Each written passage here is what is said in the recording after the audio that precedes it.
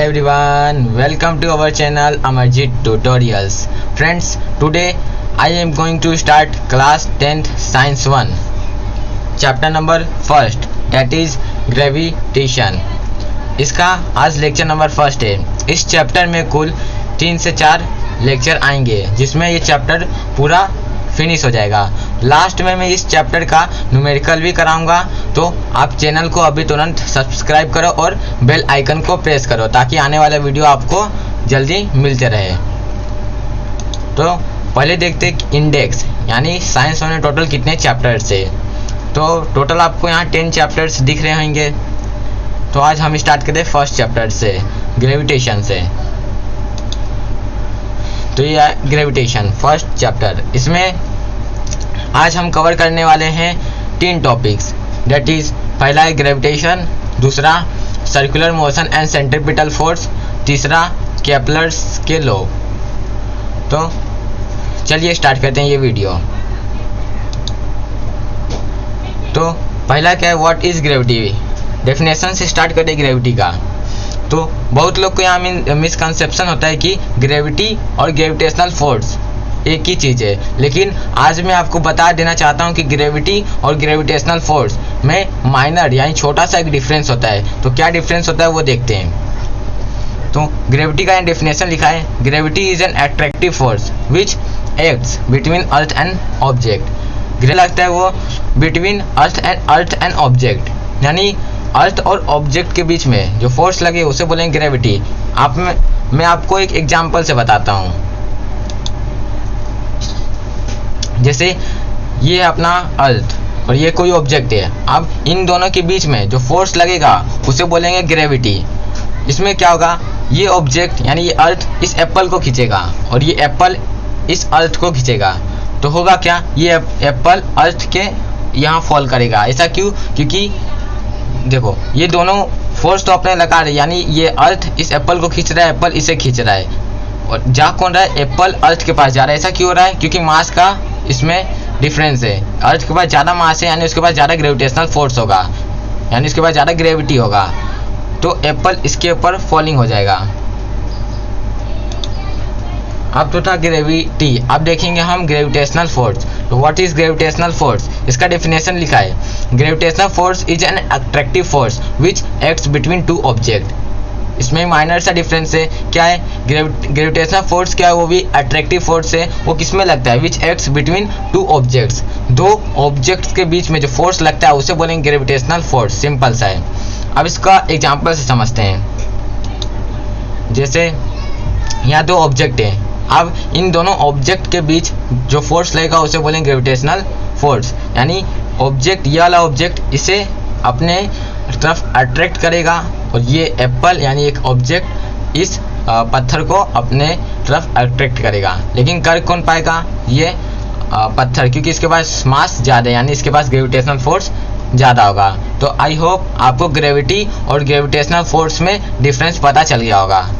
अब चलते हैं इस लेक्चर की सेकेंड टॉपिक, जो कि है सेंट्रीपिटल फोर्स। तो मैं डेफिनेशन लिखा हूँ और सेंट्रीपिटल फोर्स के बारे में कुछ लिखा हूँ। तो हम डेफिनेशन से स्टार्ट करते हैं। डेफिनेशन क्या बोलता है, a force acts on any objects moving along a circle and it is directed towards the centre of circle is called centripetal force. Definition से आपको बहुत चीज़ क्लियर नहीं हुआ होगा, तो भी मैं आपको डेफिनेशन क्लियर अभी करते हैं हम इसे। क्या बोल रहा है, a force acts on any objects moving along a circle. कोई ऑब्जेक्ट पे जब कोई फोर्स लग रहा है, कैसा फोर्स, मतलब जब कोई ऑब्जेक्ट सर्कुलर मोशन कर रहा है तो उस पर जो फोर्स लगेगा सेंटर की तरफ से उसे बोलेंगे सेंट्रीपिटल फोर्स। एग्जांपल से समझते हैं। जैसे ये एक पत्थर है। पहले तो आपको मैं एक डेली लाइफ का एग्जांपल देता हूँ। जैसे कि हम पहले बचपन में एक रस्सी में पत्थर बांध के ऐसे मतलब घुमाते थे, तो वो भी क्या है, एक सेंट्रीपिटल फोर्स का एग्जांपल है। तो वो फोर्स कहाँ से आता था, वो फोर्स सेंटर की तरफ से आता था, यानी towards the centre of circle से, मतलब टुवर्ड्स द सेंटर से वो फोर्स एग्जर्ट होता था। तो वो भी एक एग्जांपल हो जाएगा सेंट्रीपिटल फोर्स का। यहाँ पे भी एक एग्जांपल दिया है, जैसे कि ये सेंटर है और ये एक सर्कुलर पाथ है, यानी ये सर्कुलर मोशन ये ऑब्जेक्ट करने वाला है। तो ये हो जाएगा इसका रेडियस अब रेडियस को मान लो ये कोई रस्सी है, अब इस पे एक पत्थर बंधा है, अब ये मोशन कर रहा है, इसे आगे आगे जा रहा है, तो इसका डायरेक्शन कैसा होगा, डायरेक्शन इधर ऐसा आगे तरफ होगा। अगर ये पत्थर अपना पोजीशन इसे चेंज करा, मतलब एक मिनट, मतलब जैसे ये पत्थर यहाँ पे आ गया, तो उसका डायरेक्शन कहाँ होगा, पहले यहाँ था, इसका डायरेक्शन इस तरफ आगे की तरफ था, यहाँ पे आ गया कुछ देर बाद, तो इसका डायरेक्शन इधर आगे की तरफ होगा। तो कहने का मतलब क्या है कि इसका डायरेक्शन, यानी इसका डायरेक्शन आगे की तरफ है, तो सेंट्रीपिटल फोर्स जो होता है वो टेंजेंशियल होता है, किससे, उसके रेडियस से, यानी ये इसका रेडियस है, ये इसका डायरेक्शन है, यानी इसका डायरेक्शन क्या होता है, टेंजेंशियल होता है। टेंजेंशियल मतलब क्या, वो 90 डिग्री फॉर्म करता है, किससे, रेडियस से और सरकमफेरेंस से। तो सेंट्रीपिटल फोर्स का डेफिनेशन से आप समझ गए होंगे। तो अब इसका मीनिंग देखते हैं, सेंट्रीपिटल का मीनिंग क्या होता है। तो centripetal means centre seeking, that is the object tries to go towards the center of the circle। मतलब क्या, सेंट्रीपिटल मतलब सेंटर सीकिंग, जो सेंटर को मांगे या फिर सेंटर की जिसे जरूरत हो, इसका मतलब हो जाएगा सेंट्रीपिटल। फॉर्मूला भी लिखा है, it's formula is F is equal to mv² upon r, यहाँ पर मिस्टेक है, F is equal to mv² upon r, इसका फॉर्मूला, इसे आपको याद रखना है। अब चलते हैं इस लेक्चर के थर्ड टॉपिक, लास्ट टॉपिक इस लेक्चर का, that is Kepler's law of planetary motion. अब केपलर्स का हमें लॉ पढ़ना है, तो there are total 3 laws given by Kepler's. Kepler's ने प्लैनेटरी मोशन के ऊपर 3 लॉज दिए थे, पहला, दूसरा और तीसरा। तो केपलर्स का लॉ समझने से पहले आपको एक चीज़ पता होना चाहिए, तो क्या है देखते हैं, वो है एलिप्स। एलिप्स आपको पता होना चाहिए, बहुत लोग को पता होगा, बहुत लोग को नहीं पता होगा। तो जिसे नहीं पता उसके लिए और अच्छी बात है, आज उसको पता चल जाएगा, और जिसे पता है उसके लिए और अच्छी बात है, आज उसको इसका रिवीजन हो जाएगा एलिप्स का। एलिप्स क्या है, मान लो कोई सर्कल है, जैसे कि एक ये सर्कल है, मान लो ऐसा कोई सर्कल है, अब इसको हम ऊपर से चपटा करेंगे, मतलब उसको थोड़ा फ्लैट कर देंगे, तो जो शेप मिलेगा उसे बोलेंगे एलिप्स, सिंपल।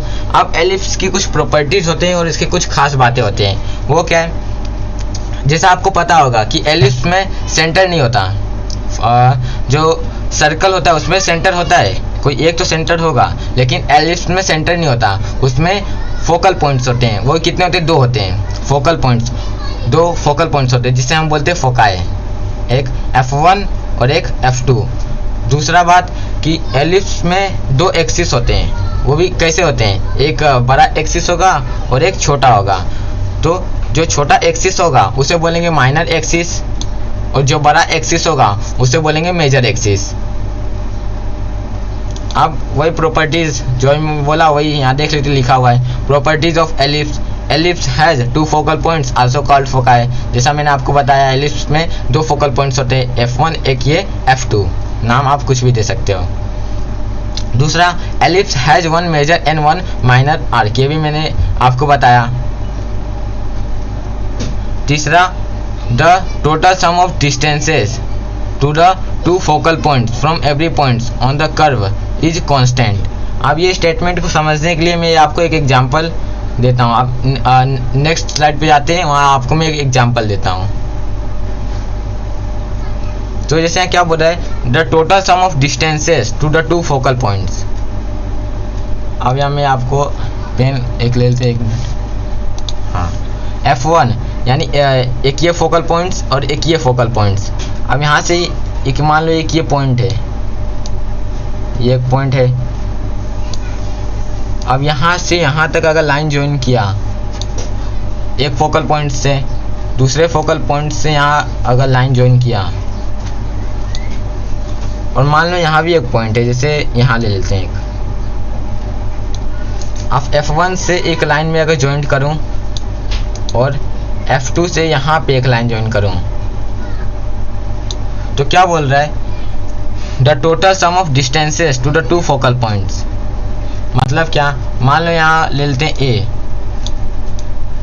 यहाँ B, यानी AF और AF2 AF1 plus AF2 is equal होगा the total sum of distance to the two focal points. यहाँ से लेके यहाँ तक का पूरा लेंथ, ये दोनों लेंथ को अगर मैं सम करूँ वो किसके इक्वल होगा, ये BF1 is equal to BF1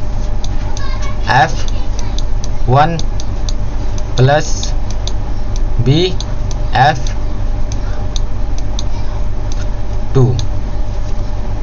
मतलब क्या है कि मान लो दो फोकल पॉइंट से कहीं भी मैं दोनों मतलब लाइन एक पॉइंट पे टच कर रहा हूँ तो दोनों का जो सम होगा वो कांस्टेंट होगा, वो चेंज नहीं होगा। यानी यहाँ से यहाँ इसका लेंथ ये लेंथ सम करूँ और इसका लेंथ और ये लेंथ सम करूँ तो दोनों क्या होंगे, हमेशा इक्वल आएंगे। ये खास बात है एलिप्स का।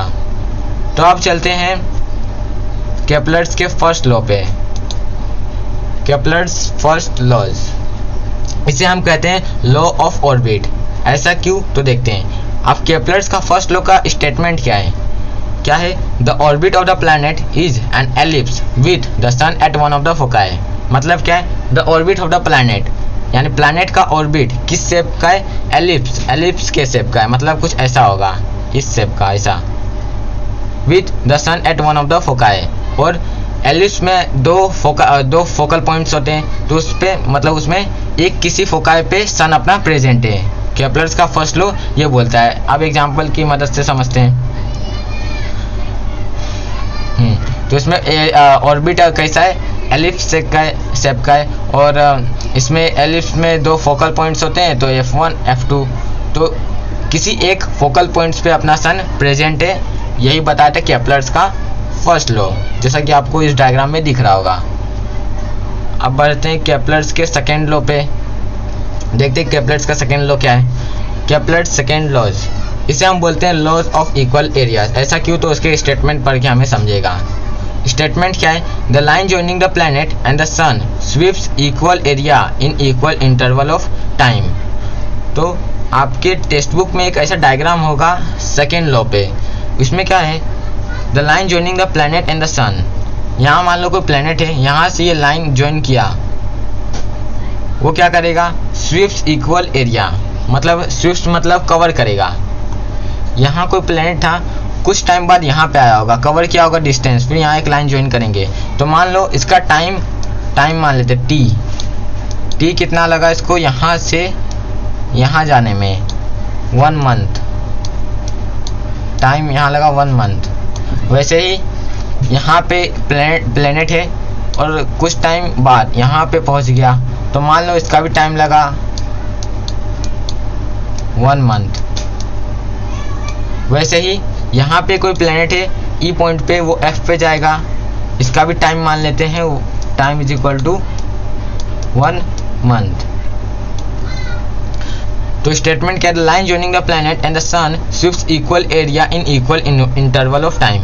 कहने का मतलब क्या है, जब टाइम सेम होगा, यानी प्लैनेट का जब रिवॉल्यूशन का टाइम एक पॉइंट से दूसरे पॉइंट तक अगर सेम हुआ तो वो क्या करेगा, इक्वल एरिया कवर करेगा। मतलब ए बी, ये जो एरिया इतना आपको यहाँ दिख रहा होगा, ये इतना एरिया जो भी है वो इसके इतने एरिया के इक्वल होगा, साथ ही साथ ये भी इक्वल होगा। यानी जब टाइम इक्वल है तो इसमें एरिया भी क्या होगा, इक्वल हो जाएगा। यानी ये एरिया इसके इक्वल, फिर ये इसके इक्वल, यानी सब एरिया क्या होंगे, इक्वल होंगे। तो यही है केपलर्स का सेकेंड लॉ। तो आपको समझा होगा कि इक्वल एरियाज बोलते हैं केपलर्स के सेकेंड लॉ पे। अब बढ़ते हैं केपलर्स का लास्ट लॉ, जिसे हम बोलते हैं केपलर्स थर्ड लॉज। अब इसे बोला जाता है लॉज ऑफ टाइम पीरियड। ऐसा क्यों, देखते हैं। The square of its periods of revolution around the sun is directly proportional to the cube of mean distance of a planet from the sun. Statement से आपको बहुत चीज समझा नहीं होगा तो मैं आपको बताता हूँ। क्या बोल रहा है, the square of its periods of revolution. Periods of revolution मतलब टाइम, इसका मतलब टाइम, यानी द स्क्वायर ऑफ टाइम यानी टी का स्क्वायर, वो क्या होगा, is directly proportional to the cube of mean distance. अब मीन डिस्टेंस क्या है, आर को हम बोलते हैं मीन डिस्टेंस, यहाँ पे मीन डिस्टेंस, आर क्या है, mean distance is directly proportional to the cube of mean distance, यानी टी का स्क्वायर क्या होगा, डायरेक्टली प्रोपोर्शनल होगा मीन डिस्टेंस के क्यूब के। मतलब क्या है, डायरेक्टली प्रोपोर्शनल का मतलब क्या होता है, मान लो अगर टी बढ़ा यानी टाइम अगर इंक्रीज हो रहा है तो जो मीन डिस्टेंस है वो भी इंक्रीज होगा। इससे हम ऐसा भी लिख सकते हैं कि टी का स्क्वायर अपन आर का cube is equal to constant यानी के। अब ये हटेगा, कांस्टेंट का साइन हटेगा तो इक्वल आएगा, इक्वल आएगा तो फिर यहाँ के मल्टीप्लाई करेगा के को, फिर आर को उस साइड हम ले जाएंगे इक्वल के, तो ऐसा ही होगा कुछ कि T square upon R cube is equal to K. तो फ्रेंड्स आज के वीडियो में बस इतना ही। आज हमने ग्रेविटेशन और circular motion and centripetal force को देखा और केपलर्स के टोटल तीनों लॉ को हमने स्टडी किया। अगले लेक्चर में हम इसके आगे के टॉपिक्स भी कवर करेंगे। फ्रेंड्स चैनल को आपने अभी तक सब्सक्राइब नहीं किया तो तुरंत सब्सक्राइब करो और बेल आइकन को प्रेस कर देना। Okay friends, bye bye.